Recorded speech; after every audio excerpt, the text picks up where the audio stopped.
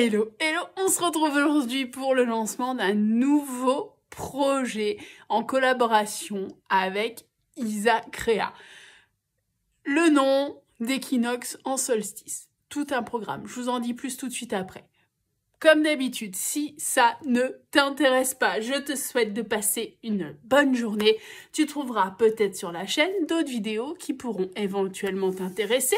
Je te laisse faire tes recherches. Pour les autres, je vous en dis plus sur le projet, sur la genèse, sur comment ça va s'articuler et qui ça englobe.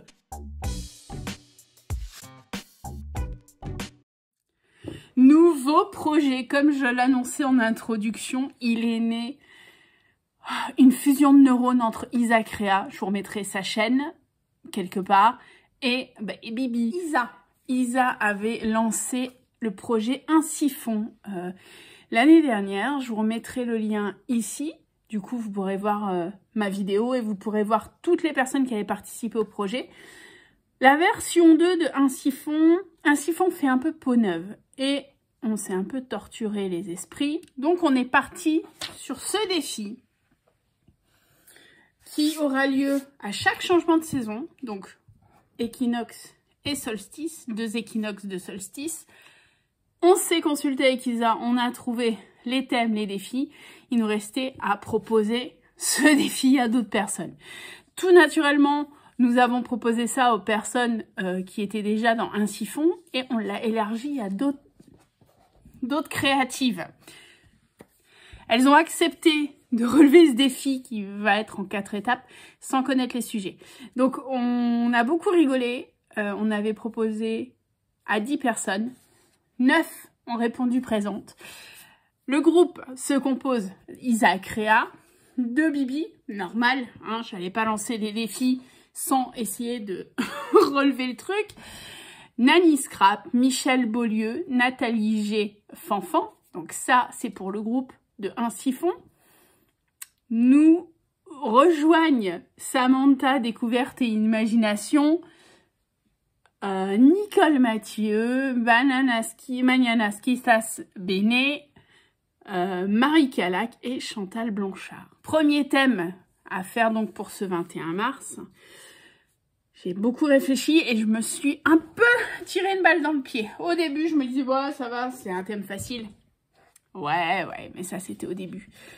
L'idée de prendre la couleur qu'on aime le moins et de faire une pocket letter ou une pocket yarn. Donc, pocket letter 9 ATC, pocket yarn 4 ATC. Je vous remettrai une vidéo ici. Je crois que c'était une vidéo hop où j'avais lancé les pocket yarn. Ouais. Alors, la couleur que je kiffe le moins, c'est quand même tout ce qui est blanc, écru, beige. Mais comment dire, j'ai fait du test. Sur un fond noir, sur un fond craft, ça rendait pas. Donc, je vais partir sur autre chose, sur une autre couleur que je commence à apprendre à apprécier. Enfin, une teinte, j'apprécie. Ça va être le rose. Je kiffe le fuchsia. Je suis toujours pas fan des roses bonbons et des roses fluo. Donc, je vais essayer de créer quelque chose en monochrome rose. La deuxième contrainte, des textures différentes. Ouais. Texture et rose. Ouais. Bref, je vous laisse tout de suite avec la vidéo. Comme d'habitude, si vous avez des questions, déposez-les en commentaire. Je ne vous retrouverai pas forcément à la fin. Elle va être en accéléré et en musique.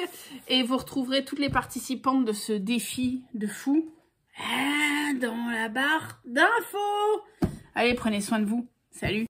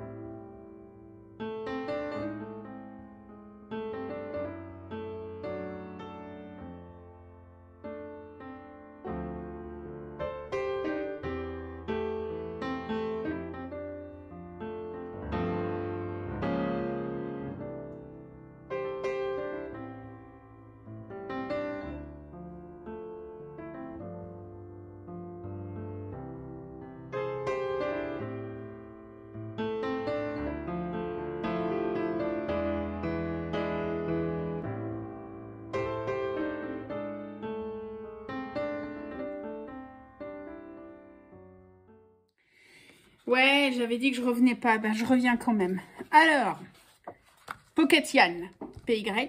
Donc, je vais couper en 4 ATC après.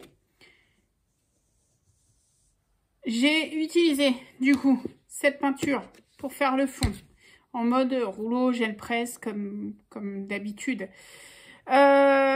Ensuite, j'ai essayé de mettre ça, vous avez dû le voir, c'est un big flop parce que j'ai pas réfléchi, mais cette peinture-là est vraiment très couvrante et du coup du clair sur du foncé, enfin bref, ça passe pas. Ça passe pas. Donc, changement de programme, j'ai fait des pchites avec cette encre Tommy Ink Extreme qui normalement doit être rouge, mais au final, problème de teinte, quand je l'ai reçu, ça donne du rose. Donc, vous avez vu, j'ai fait dans ma pchit box sur le pochoir et j'ai appliqué le pochoir pour faire ces marques rectangulaires. Donc, du coup, ça m'a fait choisir ma forme géométrique que j'allais utiliser. Après, qu'est-ce que j'ai fait? J'ai utilisé cette mousse acrylique Créabox de Marabout que j'avais acheté chez Lidl il y a bien 4 ans et qui fonctionne toujours. Ça, c'est top top pour mettre une texture, une deuxième texture. Première texture, la peinture. Deuxième texture, cette mousse acrylique. Après, j'ai pris pas le côté lisse du papier aquarelle. Du coup, ça fait une texture en plus. Après, j'ai utilisé ce tampon que j'avais fait il y a 1 an avec de la Stazone et embossé avec de la poudre à embosser transparente. Troisième texture, ça donne un peu de relief. Et j'aime bien faire ça pour souligner un peu plus le fond. Et faire ça en ton sur ton, c'est toujours top. Et à la fin, j'ai utilisé un pochoir et de la peinture rose fluo, s'il vous plaît, pour faire une espèce de mur graffiti. C'est un peu l'idée. Donc, rose, l'amour. Me demandez pas pourquoi, hein. J'avais la chanson des Beatles dans la tête. Donc, love, love, love. Et après, avec un feutre, j'ai grafouillé all you need, all you need, all you need is love, love, love. Bref, j'arrête. Je me fatigue. Donc, voilà. Ma Pocket Yann. Je vais couper. Je vais très certainement grungiser un petit peu à la Stazone. Voilà. Dites-moi ce que vous en pensez. Je m'en suis sortie de ce monochrome rose qui est ma couleur clairement pas fétiche. Cette fois-ci, je vous laisse vraiment. Prenez soin de vous. Salut.